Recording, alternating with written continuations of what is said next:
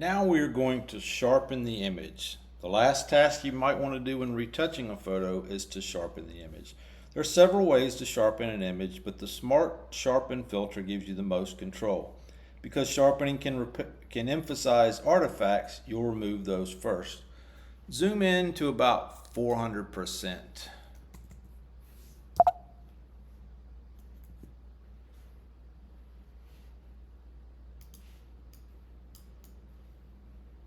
So you can see the boy's shirt. The colored dots you see are artifacts of the scanning process. You see there's a lot of like blue and green dots that are there. Choose filter and then go down to noise and then dust and scratches. Click on that. In the dust and scratches dialog box, leave the default settings with a radius of 1 pixel and the threshold at 0, 1 pixel and 0, and click OK. Voila, took them away. When you adjust dust and scratches, watch the image detail closely. For example, too high of a threshold value, you may remove image detail that you might normally want to keep. The threshold value determines how dissimilar the pixels should be before they're eliminated. The radius value determines the size of the area searched for dissimilar pixels. The default values are great for tiny dots of color like the ones that we saw. Now those artifacts are gone and you can sharpen the image. So choose Filter,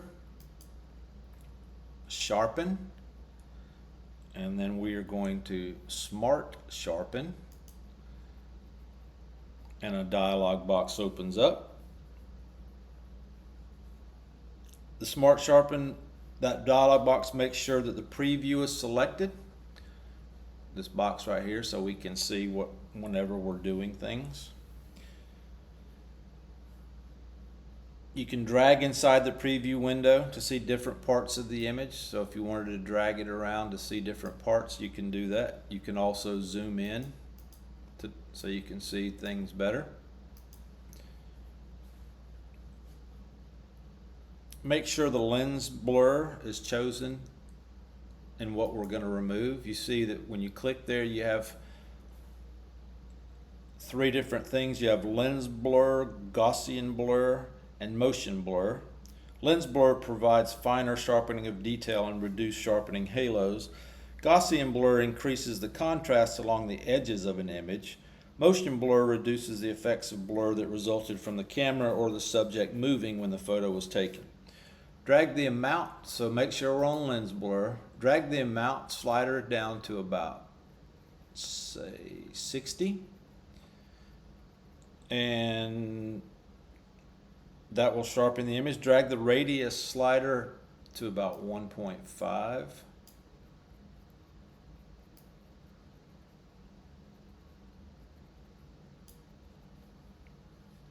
The radius value determines the number of pixels surrounding the edge pixels that affect the sharpening. The higher the resolution, the higher the radius setting should usually be. When you're satisfied with the results, you don't have to do exactly what I did. Click OK, and that will apply the Smart Filter. Let's now do this. Let's what do I want? Let's click on the zoom tool and fit it in the screen. Ooh. I don't know what, oh, don't worry about that if you got that. So there's our picture. Our guy's gone. We've done some adjustments to color. So let's click File and then Save. Click OK. And let's close that. I messed up somewhere along the line and made that cropping thing. I could go back and fix it. If yours is like that, it should look like this. Mine doesn't.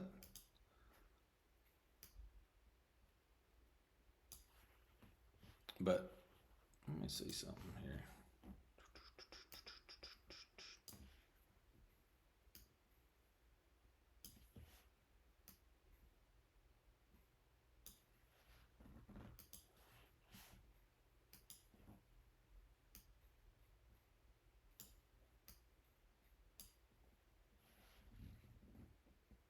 You tell that was bothering me.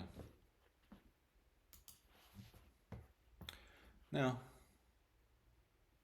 file, save. Now that's what it should look like. So I want you to close that, and now I want you to click open and go to that bike, TIF, and open that image. You may have to do this. You may have to browse in Bridge and open it that way. What? Okay. So for some reason I had problems opening this file. I had to end up downloading all my files again. So open this file. If you have issues with it, we will figure out what's happening and we'll fix it. So what we're going to do now is we're just going to show how you can convert a color image to black and white and some cool things that you can do to do that. In the adjustments panel over here, click the adjustments panel. And you notice when you hover your mouse over these, oops, it tells you what they are. Look at there, create a new black and white adjustment layer. You can see that color balance, hue, saturation. So we want to select the black and white. And you see that it made this image black and white. You can adjust the color sliders to change the lightness of different colors, similar to the effects of using color filters with black and white film, but with more control. You can also experiment with options from the preset menu, such as darker or infrared. You see up here you can select darker, you can do infrared, default. You can just slide different sliders, make adjustments. So it's cool how you can take an image that was colored. If we hide this, you see that was the original image. This is what it looks like as we've done it. If you want to colorize the entire photo with a single U, you could select tint, and you see that when it does that, you can click and you can select different tints. So there's several different ways that you want to do things. Let's see, what's another thing? You can click right here, and when you do that, you see now you've got like a little eyedropper. So if you click where we know this fender was red, if you click on that, you can drag and it only adjusts what was reddish. It's only adjusting those.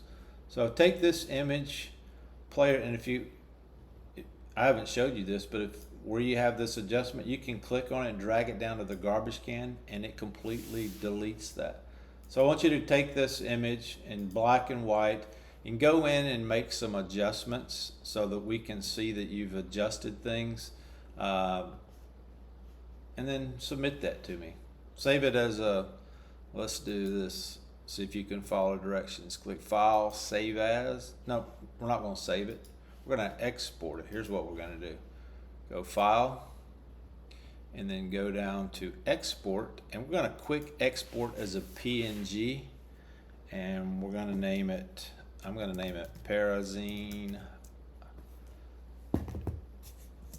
Bike. So name it with your name. It's as a PNG, and you'll need to go to your OneDrive to your lesson folder, wherever you're saving everything. I have a PowerPoint,